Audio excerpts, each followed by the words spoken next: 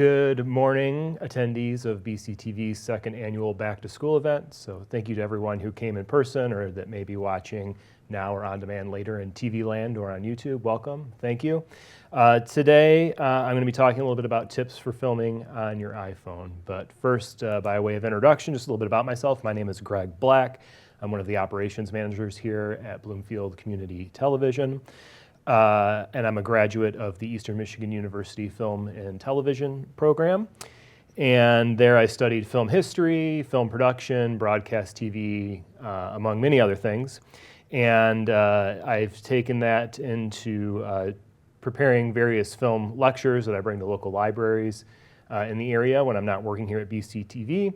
And that's just a roundabout way of saying that in addition to working as a video production professional, I spend a lot of my time thinking about film history, present film culture, and kind of forecasting what the future for the medium that I care so much about will kind of look like.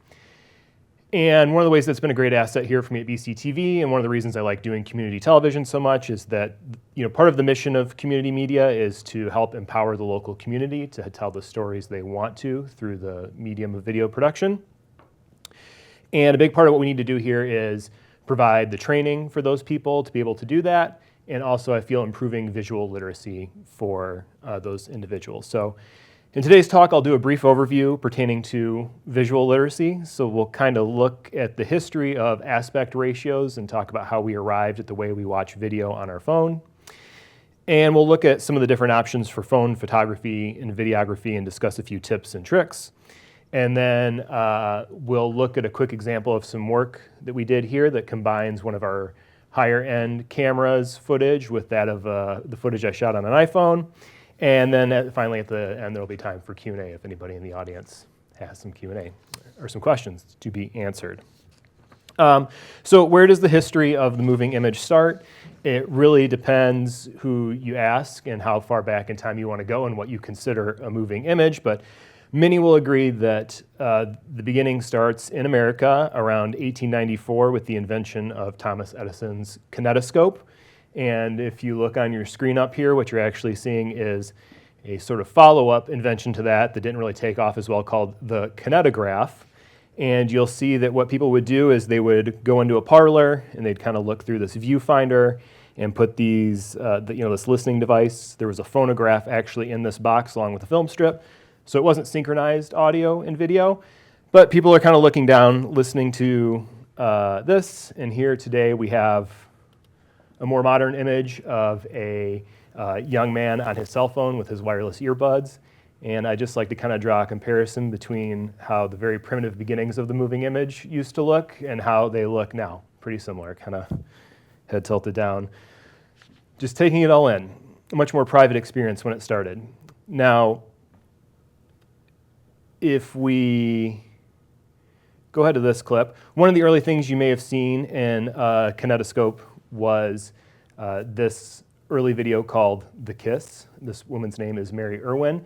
And these are two performers who had a very popular stage play called The Widow Jones, and it ended with a climactic kiss. And as you see here, this was actually a bit scandalous of a video in 1896 when it was released. And while these often may look a little primitive to go back and look on, they're very short, they're very sweet. It's easy for me to envision going on to one of my social media platforms and seeing a video from an influencer. Might be that feeling when you give your partner with a big mustache a kiss or something like that. Now, I mentioned the kinetograph, which was the box with the phonograph. Thomas Edison's credited with many of these inventions, but he's not actually the director of these per se. Many of the early ones are credited to men named William Heiss and William Dixon. And this is William Dixon playing the violin here. He is attempting to record here, and the early stages of film history are a little muddy, but it's believed that this may have not actually been truly released. And over 100 years later, there would be a lot of work to actually synchronize this sound and video. The video I'm showing you here right now is from the Library of Congress. And not unlike the previous one, may feel a bit primitive, but again, if you go on YouTube or Instagram or Facebook and look at your reels, you may very well find a couple people dancing to a violin looking for engagement from their audience.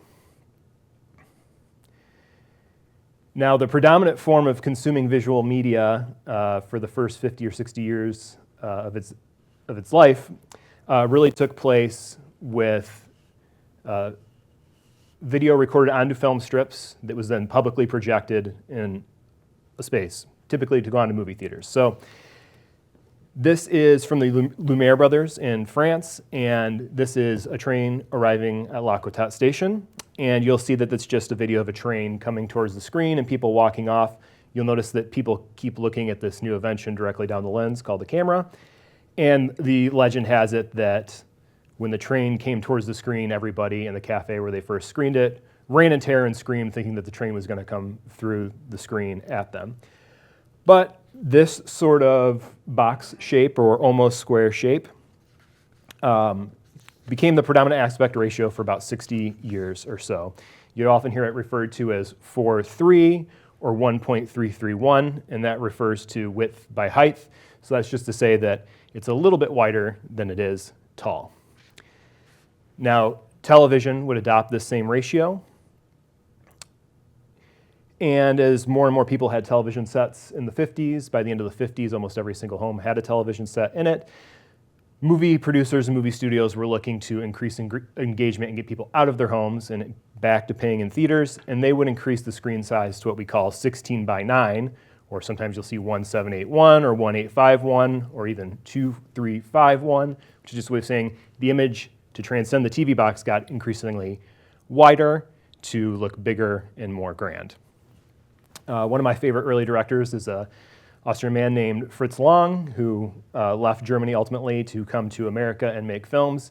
And he did not like the widescreen format and famously said that it is only good for shooting snakes in funerals. But of course, he would go on to work in many widescreen formats as well, because if you want to work, you got to work in the format you're given. So as movies would be shown on television, they did not like the wide format on the more square box. So they started doing what was called pan and scan. So it was a way to sort of correct movies for the medium you were watching on. So that's where they would take a widescreen image and they would sort of pan to find what they thought was most vital to fit in that shape. Eventually, TVs would move to the 16 by 9 format. Most TVs that you find now that you can buy are the shape of the one you see here in this room. And when our cell phones started to come out, they, if held this way, sort of mimic that exact shape. But of course, not unlike when widescreen movies would be shown on television, that's not really the way people hold their phone and engage with it. So you get this sort of flipped image, which is 9 by 16, which is to say that it is taller than it is wider. So next thing I want to do is I just went onto my Facebook Reels and kind of recorded the first things that popped up to see what might catch my attention. And I sort of feel like this has replaced TV channel surfing lately, which is going on your Reels and seeing what catches your attention. So once this clip from the Lumiere Brothers winds up, we'll launch right into that. Hello, I'm Trevor Hill. I am the executive chef at the Townsend Hotel. We are going to present a couple different dishes at the... My wife had asked me to find some type of therapy.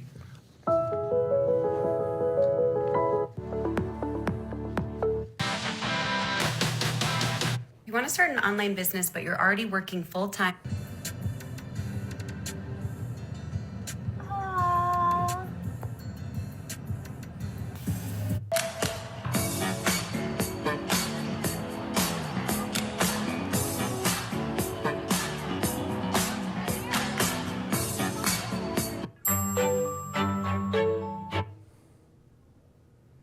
Ever heard of church roast? It blew my mind that you can simply season a roast, put it into a screaming hot oven for 21 minutes, then turn the oven off and let it sit there for 2.5 hours, and it turn out tender, juicy, and full of flavor. The idea is that you get it going and all the cooking happens while you're at church or wherever. Get it? Church roast. It's delicious. Okay, so not unlike TV of old, you can see there a mix of what is essentially commercials and actual things trying to mimic a show or draw you to watch longer form content. The one that sort of finally caught my eye was this one about cooking a roast here at the end. Now, one of my jobs here at BCTV is I help produce a program called Living in Bloomfield. And when we were gearing up production of that show, we were trying to figure out which camera we would most like to work with. And we ultimately settled on this Canon C70 model. It gave us the kind of cinematic and documentary feel look that we liked and wanted for the program. And we've really enjoyed working with these cameras. Now, this is not the highest of the high top-end models of camera, but it's not just consumer model that is easy to just walk into a store and buy. It is thousands of dollars, so we take a lot of pride in carrying it when we're out in the field.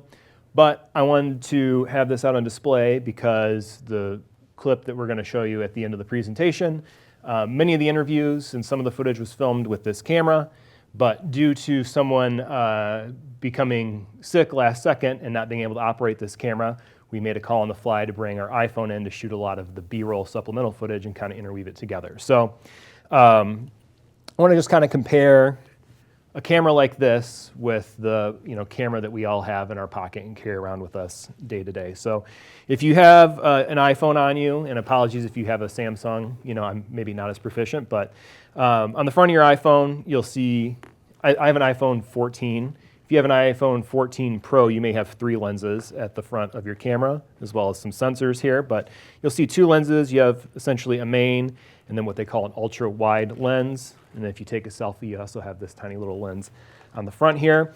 The primary lens on your iPhone is a 26 millimeter lens, which is what we might call a wide lens, and it captures 12 megapixels. The other lens is an ultra-wide, and that can go to 13 millimeters. And as I mentioned, some iPhones, not this one, they have a third telephoto lens to kind of mimic a zoom-like quality that you would have on one of those. Now, our Canon here, we have what's called the camera body, which is essentially what you buy. And then you can buy a lens or multiple lenses to have a lens package. And on here I have a lens that is approximately, it can zoom from 70 millimeters to 200 millimeters. So even at its least zoomed out portion, it's about 5 times as tight as what you would get on your iPhone. And this captures 9 megapixels. So if you think to yourself, well, if the iPhone captures 12 megapixels and this captures 9 megapixels, it must be a better camera, right? Well, not necessarily, because capturing images is all really about light. And this has a larger camera sensor where the lens connects versus what you have in your very tiny iPhone.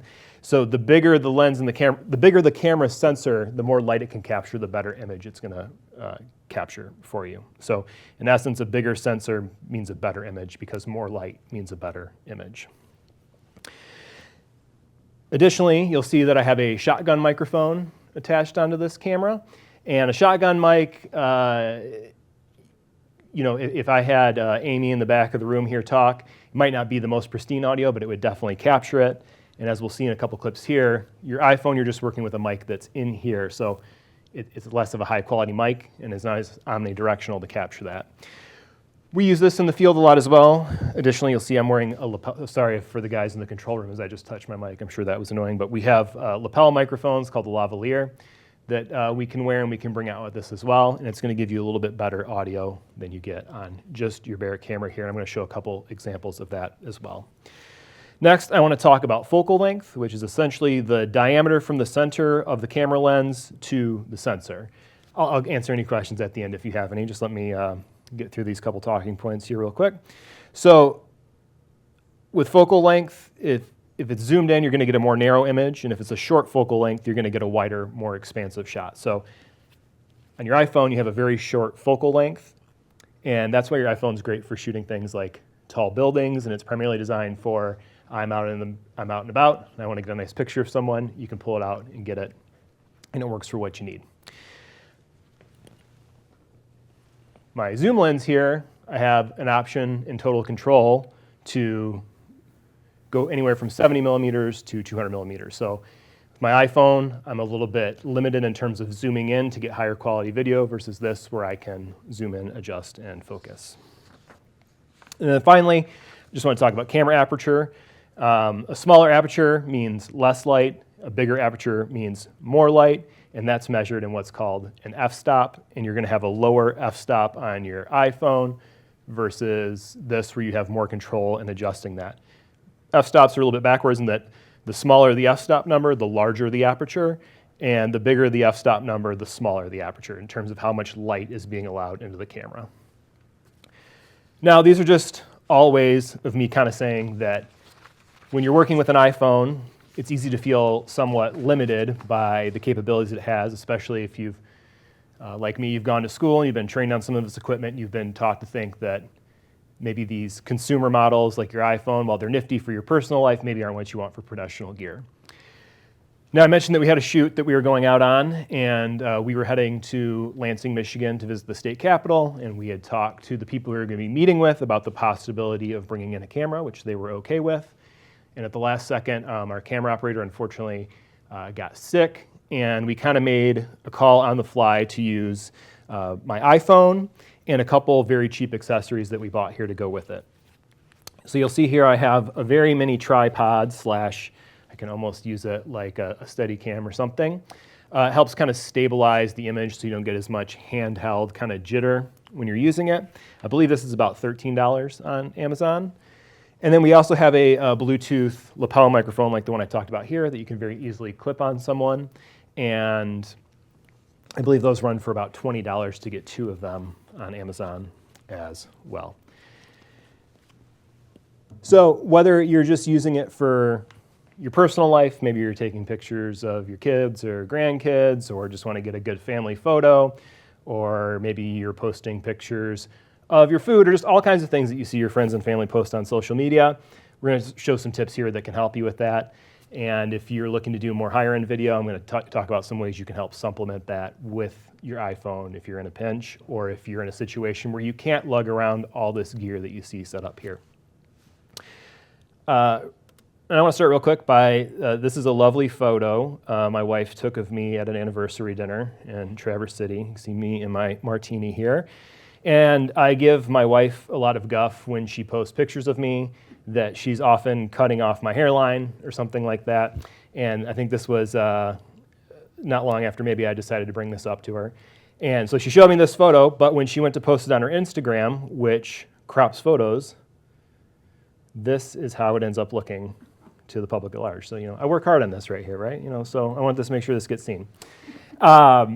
And a big part of that is in video, we do what's called pre-production. So if you know the purpose that you're going to be using your photos or video for, that helps you be prepared when you're out in the field. So if my wife was thinking, I know that I want to take a picture of my husband to put on Instagram, she knows that it's going to automatically sort of crop that photo a little bit, and she could think to give me the appropriate amount of headroom there. And then recently, my wife and I had another celebration. And this is a picture my wife took of some steak and a glass of wine and risotto. And what I immediately notice versus pictures I take is when my eyes are drawn to the center of the frame, where really you don't see anything, right? So you got your wine kind of drifting off over here, and you got your food sort of cut off out of the frame here, a little piece of lettuce hanging out. And that's just another way to think about composition, which is what do you want the viewer to be drawn to and look at? In this case, I'd say you'd want maybe your steak in the center of the frame, or maybe you want to feature the wine, and steak's a little bit of a nice backdrop. Now, if all you're really taking away from today's presentation is that it's probably pretty insufferable to be married to me, you're probably right. Now, we recently held a sports broadcasting camp here, and since I knew I was going to be giving this presentation, I want to start grabbing a couple clips on my phone to show everybody. So I don't want you to focus too much on the audio during this clip, trying to hear it. I just want you to think about how you can't really hear it that clearly. But this is me filming handheld on my phone with my phone like this for the more traditional widescreen look that we look for in a show. Is not going away. And I was meeting with someone who was at the Free Press for his whole career, pretty much, about 25 years. Now this is me holding it this way if I was going to be filming perhaps for social media. And a couple things I just want to point out that I don't necessarily like. One is, in a situation like this where someone's speaking in front of a group of people, for me to get the appropriate shot I'd really like to get, that would require me with an iPhone to be maybe from me to this camera. So it's not really an ideal device for shooting from far away. But the other thing is when I turn my camera from the traditional widescreen look to this more vertical look on your phone, all of a sudden you see less of a crowd of people. It makes Carrie seem a little more isolated.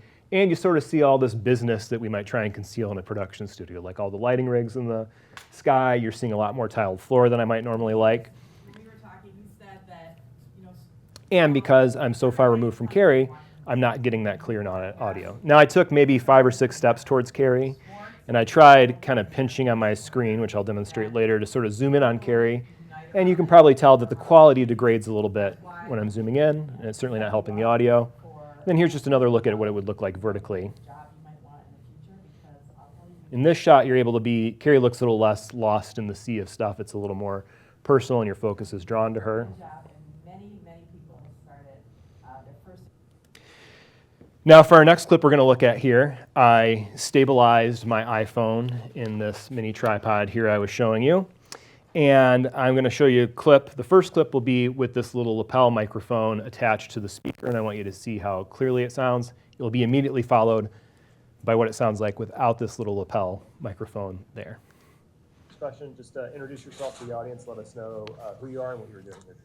Hi, I'm Rick David, and I'm here to talk about the wonderful world of sports broadcasting, a view from the sidelines. I'm Rick David, and I'm here to talk about the wonderful world of sports broadcasting, a view from the sidelines. So if you can afford it, spending $20 to have a little microphone like this really goes a long way in terms of improving your audio, which just makes it look more professional and allows your viewer to be more focused on what an individual is saying rather than kind of noticing that there's like a tinny or distant audio effect there. Now, if you're ever surfing social media, you'll likely see a lot of influencers or people have these types of mics. Oftentimes they just clip them on their shirt very easily like this. If they're wearing a hat, I've seen them clipped there. And one that really annoys me is a lot of people just talk into it like this. And you can tell a little bit of audio difference there. Now, another project we're working on for our Living in Bloomfield show is we're talking about a resident who did what's called a shoreline restoration. So he lives on a local lake, and he's done a lot of work to have more native species to Michigan on his lakefront. And this is just me whipping my iPhone out as is, going to video and recording some footage, which I think looks pretty nice. Now, your iPhone also has a setting, and again, I'll kind of demonstrate this from behind the scenes later. It has a setting called cinematic, and I flipped to that for this, which if you're watching a movie and you see a close-up of a famous actor, I think that should be its new name if it's not Hot Dog Plant. Yeah, so we're calling these hot dog plants. But you'll see that the actor's face is very in focus, and the focus behind them, the background is a bit soft to sort of draw your attention to the actor's face. That's sort of what this setting does, but because I don't have as much control with my focus or anything as I would with a higher-end lens, you can tap your phone to sort of adjust focus, which you can kind of see me doing here, and you'll see what that looks like on your phone in a moment. But the colors pop a little bit more in the cinematic setting to me. The yellows look a little more vivid. Now this is me working with that focus, trying to, you'll see there's a spider and a spider web here that I'm sort of struggling to kind of tap my focus and get here. Whereas if I had a camera like this, it'd be very easy for me to minutely adjust to get exactly the shot I'm looking for. So I can't even tell there's a spider web there right now. So I'm trying to shift my focus a little bit by tapping the screen, telling the camera sensor where I want to focus. It's getting a little bit better, right? Now this is the cinematic setting for the landscape. We looked there earlier. Excuse me, that was the regular setting. You're seeing the cinematic here. And in a moment, you'll see them kind of layered on each other. So on the top, you'll see that cinematic look, which I think the greens pop a little bit more. The water looks a little truer to what it looks like to the eye to me, whereas when you're shooting in the normal setting, it's trying to adjust for all that open light. And while the whites of the clouds look very nice, it's really making that tree line very dark and more silhouetted. And the water looks a little more kind of like a blue because it's getting that light bouncing off it.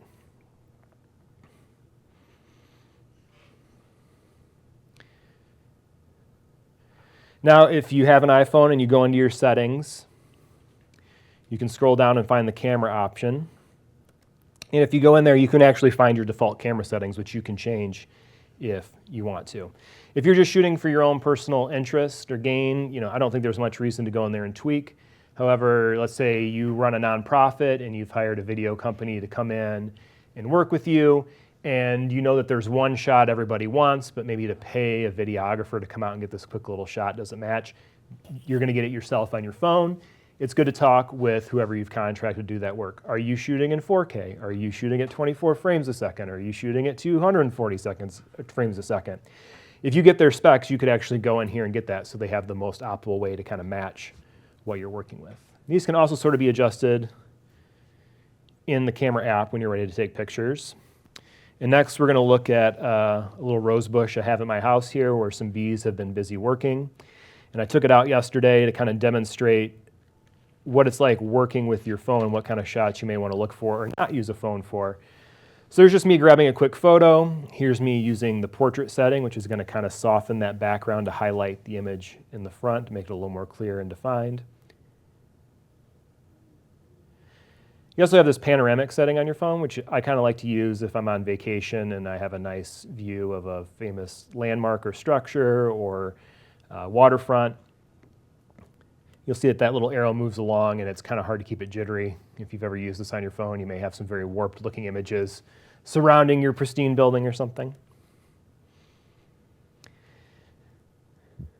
Okay, now we're switching to video, and I am shooting vertically. Now, if you look in the upper right-hand corner, you'll see that I am shooting high definition, not 4K, and I'm shooting 30 frames a second.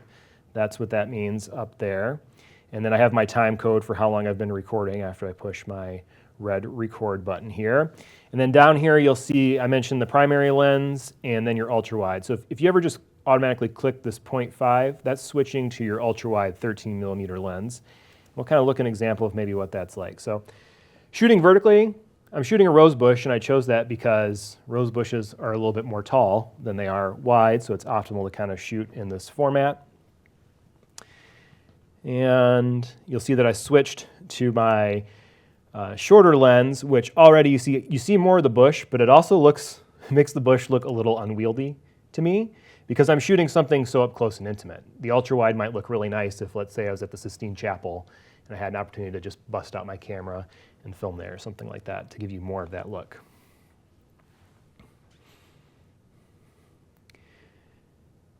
And now I've zoomed back in to my main lens.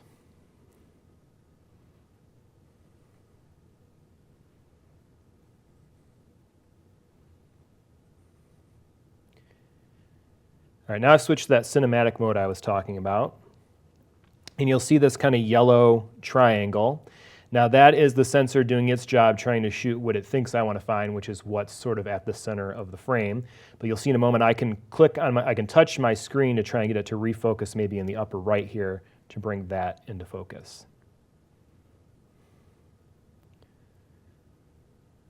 There you go. So now my foreground's in shallow focus. This is here. And now if I just start moving my camera, you'll see that it's automatically trying to shift and find what it thinks I must optimally trying to be photographing based on the sensor at the front of the camera. Now I think pretty soon here I actually find a bee.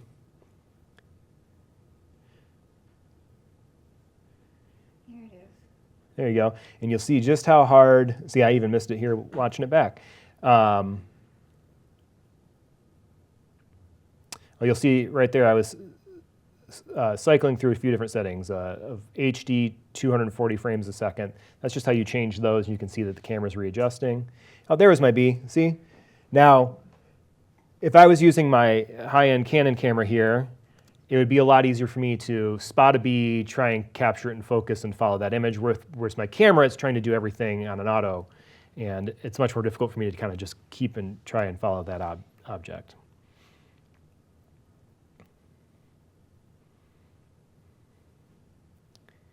And I think right now, I can see a lot of bees with my naked eye, but it's hard for me to register them on my iPhone. Now I have some, those were white flowers we were looking at. I moved over here to a few pink ones we have. And I think I had a bee right in a flower there that flew away. I scared him away.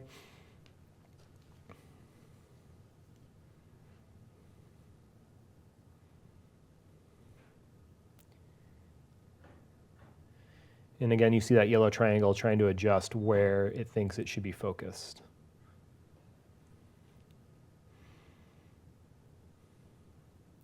Now I'm back in video, and you see it looking for optimal light. And I think here in a moment, I'm going to zoom in. I'm moving into my photo setting here. Now I'm zooming in. If you ever used your fingers to kind of pinch and zoom in, that's sort of what the image looks like. You can see that it gets a little more pixelated, a little less clear. Now if I zoom back out to my main lens and I snap a photo, I find this often gives me a little bit sharper. Now I'm going to go into my settings. Real quickly there, if you scroll up on your phone, you can see the different camera specs that you shot an image or video with. But here I am looking just to, that's me zooming in with my fingers where you can automatically press a crop button up here. But what I like to do is go into my settings, choose the crop function, and sort of adjust it here. And I find that I often have a better resolution on the image than if I tried to zoom my camera lens in the moment and get a picture.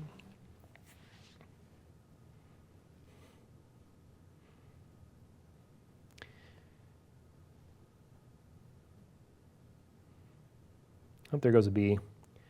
So let's say I was making a nature documentary about bees, and I decided that I wanted to try and do it myself on my phone. You know, you have to think about what is the way that you want your audience to absorb this. If you're trying to catch them in a real timeline on Instagram or Facebook or something like that, you probably want to stay vertically like this. If you want to get a more cinematic look and maybe capture a more natural flight path of the bee, you might want to go wide so that you have more room for the bee to kind of move up, about, and down. So it's just about thinking about what do you actually want something to look like and what is the best tool. Now what I'm really getting at here too is that if you're making a video about flowers, your iPhone might be a really beautiful camera to kind of get those quick, easy shots you're looking for. If you're looking to make a video about bees, your iPhone's not necessarily optimal because unless you capture a lot of moments where they're very still and you can get very close, you're going to have a lot of issue getting kind of like clear, concise footage for your viewer.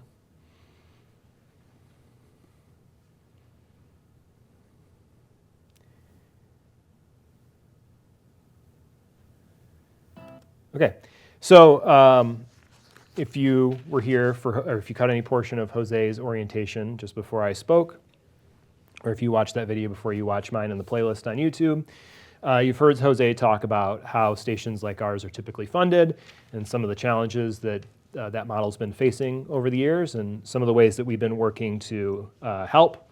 And in April, as you see here on the screen, our department director, Carrie Lazat, and I visited Lansing for an annual MICMA meeting, which is the Michigan Community Media Alliance organization. So a bunch of stations like ours has reps that come together to meet and talk about common strengths, challenges, ways that they're trying to do things, change, improve. But before the lunch we went to with everyone, we went and spoke with a few local reps in this area, both at the Capitol building, and in the House. And this is the one where I, on short notice, took my iPhone in, and we had this little lapel mic kind of affixed to Carrie. And if you look down on the right-hand corner of the screen, I'm going to let you watch this video real quick. And I'm just going to, you'll see where it switches between if I'm shooting on an iPhone versus if I'm shooting on one of these cameras. And just see if you feel like it stitches together seamlessly, or if now that you know how the sausage is made, you can tell a couple of the little flubs that you might see. Who has cable in here? Raise your hand, be honest. I do. Right. You see where we're getting?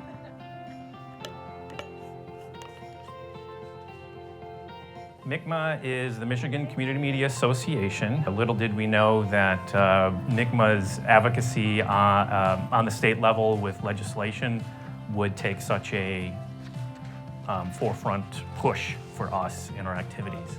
In the past, it was usually just working with different centers, instructional materials, touring studios, and just giving support to one another. And then legislation happens that wanted to kind of end our funding or could have impacted it greatly. Public Act 480 of 2006, which came around as kind of a uniform video franchising and video service act for the state of Michigan.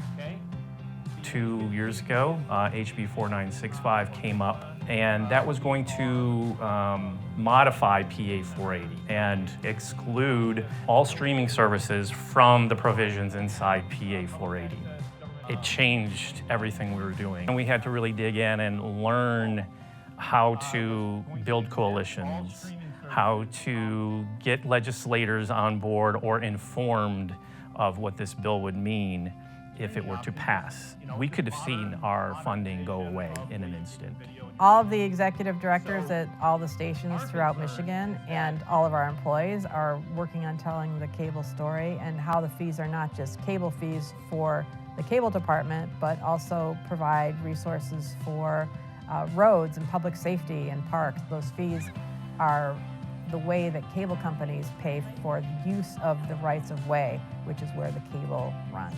NICMA decided on a day that we would all go to Lansing, and we coordinated meetings in order to meet with our representatives. First, to educate them on what is the difference between community television and public television, because there's a lot of confusion there. And then, what do we see as a possibility going forward in changing the legislation?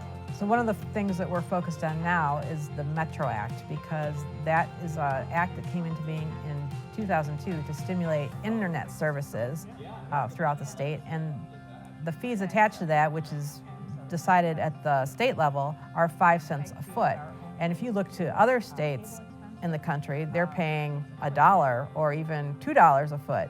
And so as more access is granted via the Metro Act, and they're not paying fees that are sustainable, so people are going to switch from cable to fiber, and that's expected. And what we need to do is update the legislation so it keeps up with technology. YouTube wasn't even around in 2002. YouTube was started in 2005. So that's just kind of a benchmark as far as where the legislation really needs to be changed. We try to educate those around us of the importance of having this resource. Once it goes, it can't come back. It's difficult to start from scratch anyway, to have a community media center. It was really important to testify before the committee related to HB 4965. And Ian was one of the people that did that, and he did an amazing job. A lot of us never expected to be doing that kind of work, but we are all doing it now because that's what's required in order to keep the stations up and running, and the fees coming into the general funds for the state of Michigan.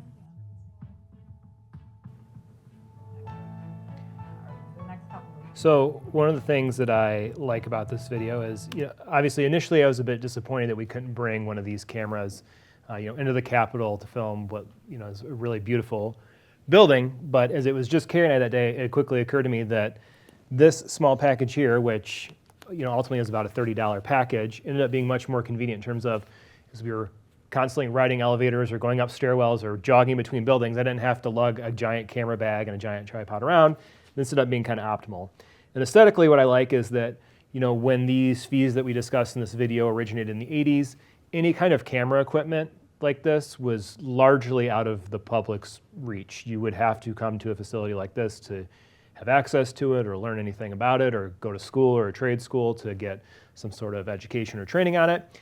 And you fast forward nearly 50 years later, everybody has a pretty decent camera in their pocket they can pull out at any time and start making a video.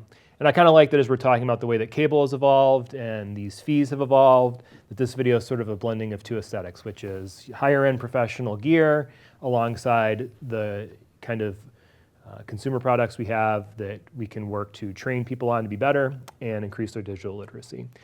So with that, I'll turn it over to the audience. If you have any questions or comments, or if you want to come up here and get a closer look at any of this gear, I'm happy to turn things on and show you exactly how they work.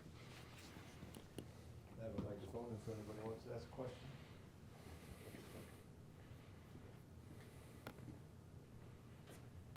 And if you don't want to ask on camera, I understand. You can pop up after the fact, and happy to go through it with you. All right, well, thanks, everybody. Again, if you want to pop up here, feel free to ask any questions or anything like that. Yes. Thanks, Steve. What's that? Where do you get one of those? These we just purchased off Amazon. Oh. Yep. So this is, I should have said on camera, so this tripod is a brand called Auriday, I say Auriday, but it's AU Ready, essentially. I'm not exactly sure they pronounce the company name. And that's this little tripod, which, you can adjust and move.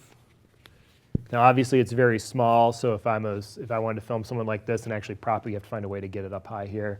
But the head does affix to other surfaces, I believe.